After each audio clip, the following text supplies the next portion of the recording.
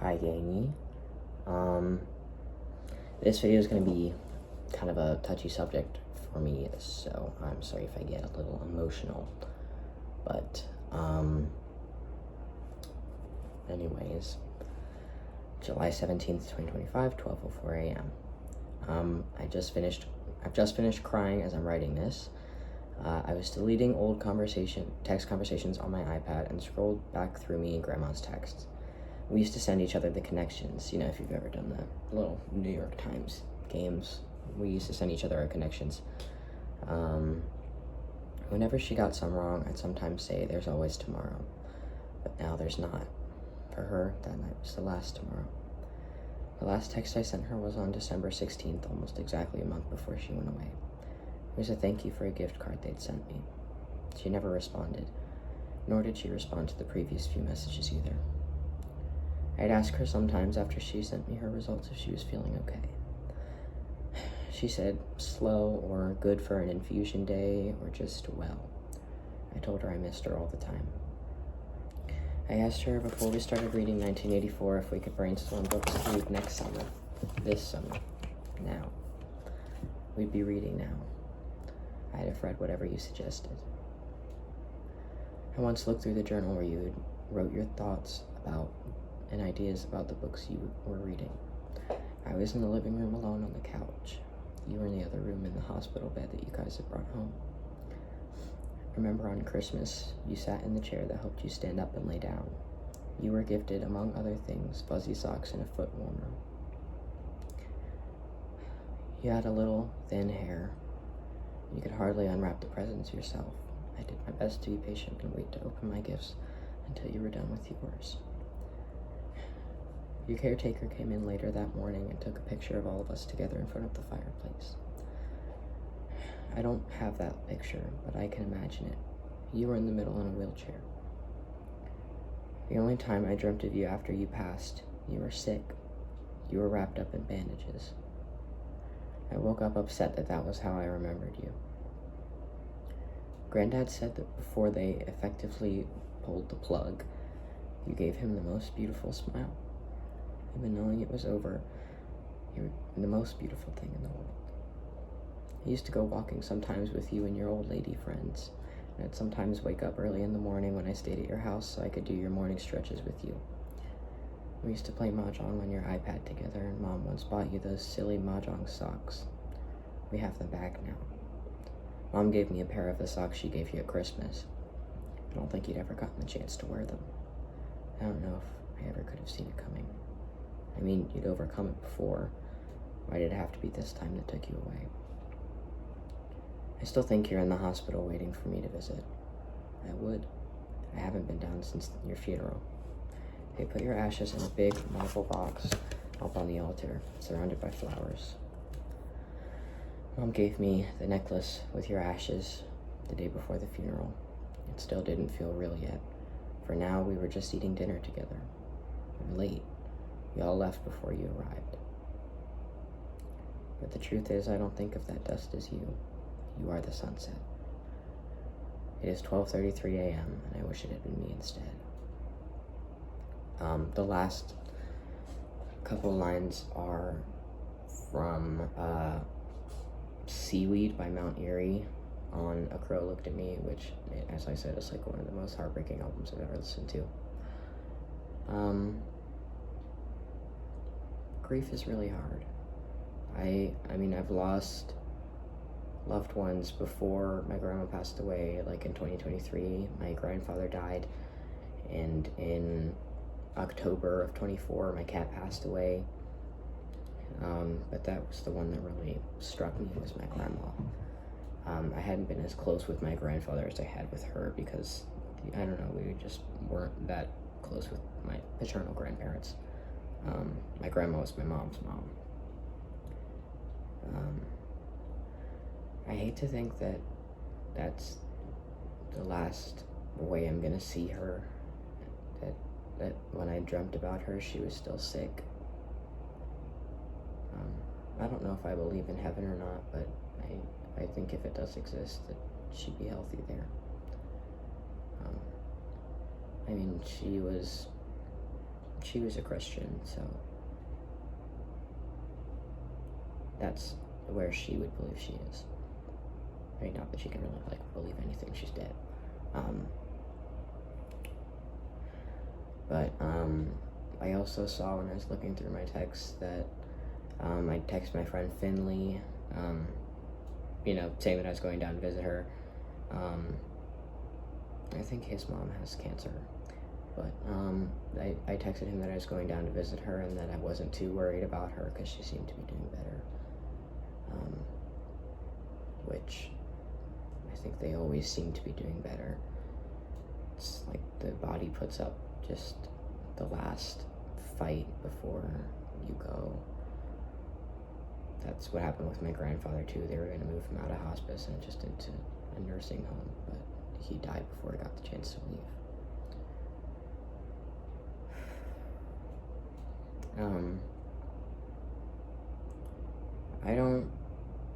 I don't think about her a lot. I mean, now that she's gone, it hits you in like the most seemingly random ways a lot of the time, I think. That now I just don't want to play the New York Times games anymore because I'll just think about that I have no one to send them to. And her and my sister used to send each other the Wordle. That was their thing.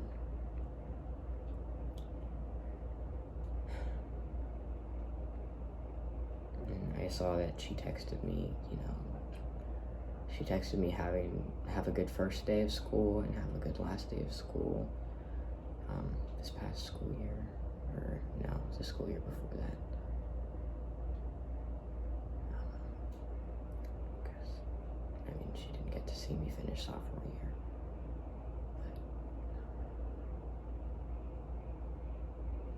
But I worry about my granddad sometimes, because, I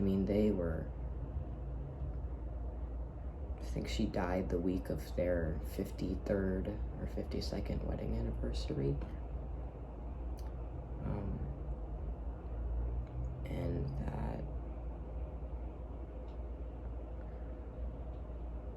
And he had to spend that day alone.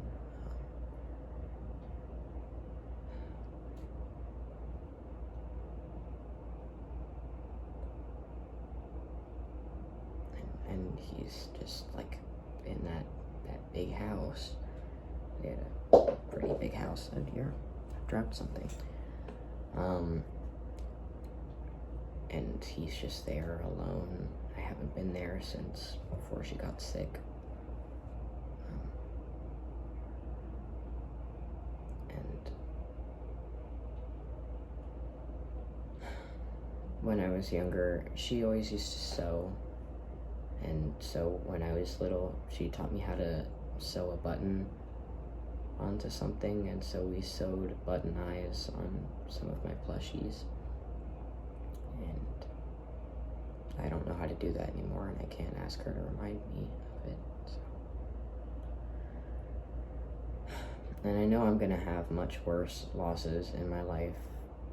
I don't know how I'm gonna make it if, when my parents pass away. But for now, this is just me. This is just where I am.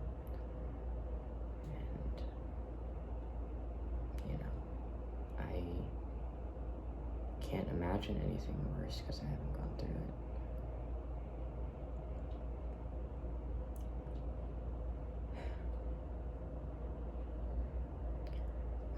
Her favorite bug was a dragonfly. And so, when she passed, my mom gave all of us a brooch of hers to wear to the funeral, and they were all dragonflies. And when we went to New Mexico, it's like she had been with us the whole time. In the apartment we stayed at, there was a tapestry with dragonflies in my sister's bedroom. And there was a dragonfly art on the doormat of the only shop we went into when we were in Denver. And my mom's boyfriend's family had a little dragonfly metal sculpture thing in their side yard, and when I got back home and was in the basement unloading my suitcase on the floor, there was a little bead with a dragonfly on it right in front of me on the floor, which I had bought and made my mom a necklace with. I'm not crying now because I'm not in that moment, but it was just so jarring. I mean,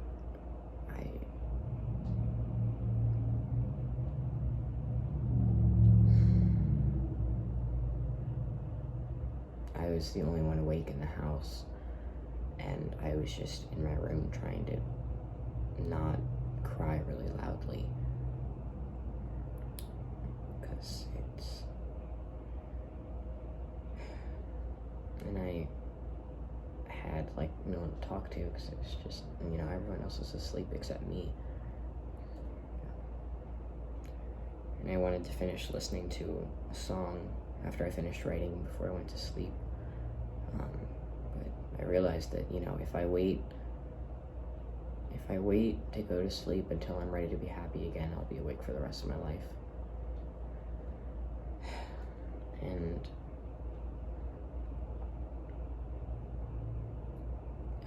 there's really not much to be said about it. I mean, if you've ever lost a loved one, you know what I'm talking about. If you haven't, I really don't know how to describe it. It's just,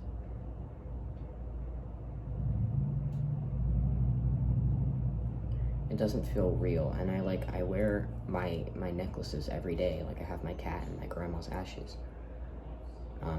But I don't know if it really means anything. I don't think having a fragment of their body means anything to me, because it's not their body that I wish was still around, it's their presence,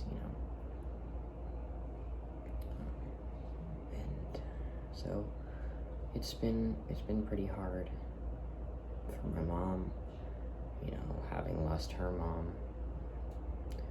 She was there when she passed away.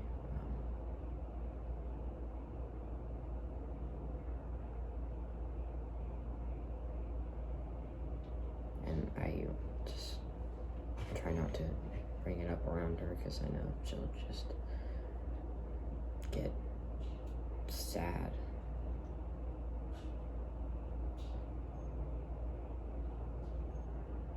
There's so little to say about it. It's not easy to talk about.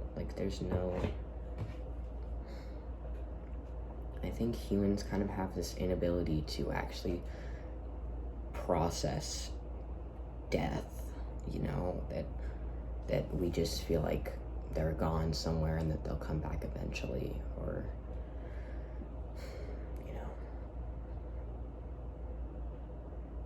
but they won't.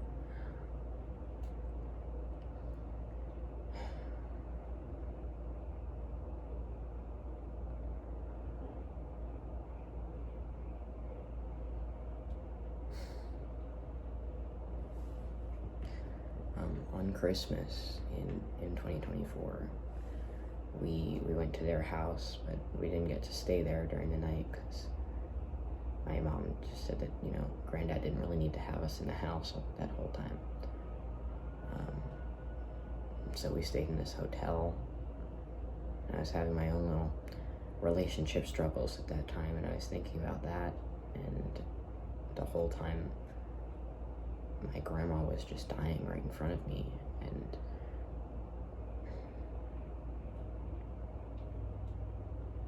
she slept a lot, and she could hardly stand to walk up, and so they had to get her this chair that leaned all the way forward to help her stand, and she had a catheter all the time, and that's not how I want to remember her. I mean, she was a beautiful person. I got to hear all these beautiful, beautiful things about her when people were giving their eulogies at her funeral.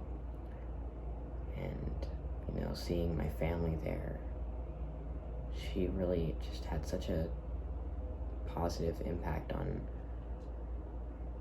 the life of everyone around her. You know, you couldn't be around her and not be happy. When my granddad first saw her, that he just thought that she was so beautiful, and he asked his friends to like set him up on a date with her, and they dated for like 6 months and then got married and then had my mom and my uncle, and I never saw them apart. I mean, I don't really, like, that's just, they were always together.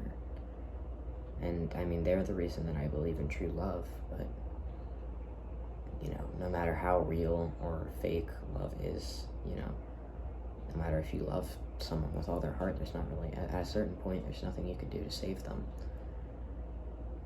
She had cancer a couple times before in her life, but she always, you know, got over it, and, you know, went through chemo. And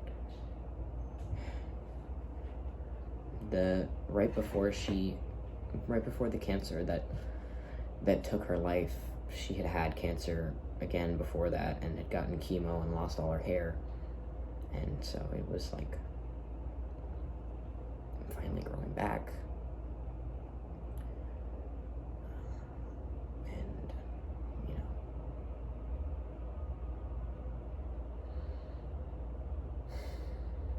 for me, there's still tomorrow. You know, if I make a mistake today, I still have tomorrow. But, you know, for her, there's not tomorrow anymore. It's just the end. Okay, I'm gonna have to edit this because my dad came in, and also I messed up the chords. So I'm going to play. I already played Landslide in like a previous video of mine, which I said was the song I played at her funeral. So I'm going to play Every Time, which I think is technically like Britney Spears, but the first time I heard it was Ethel Cain's cover that she did for Spotify singles. So I'm going to be doing that version because I'm not a huge fan of Britney Spears, and I think Ethel Cain's version's out there. But so this is Every Time by Britney Spears or Ethel Cain.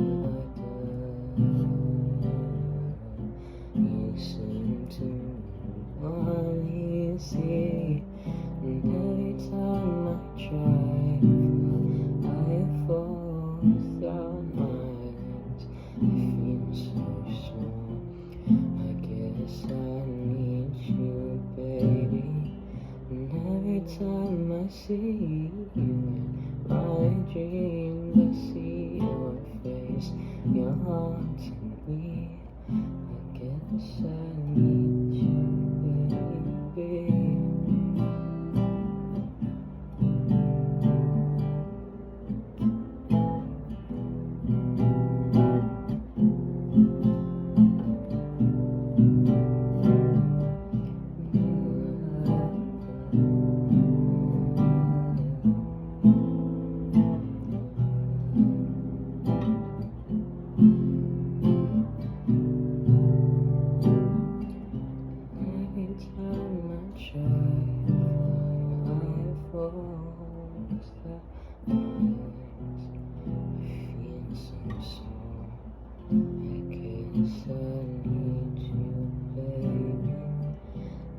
Every time I see you, my dreams I see your face. It's hard to believe, I guess I need you, baby. I guess I need you, baby. I guess I need you, baby. The end. So, also sorry if the CapCut logo is going to be at the end of that, because that's going to be really embarrassing for me. But yeah, thank you for watching, and I love you.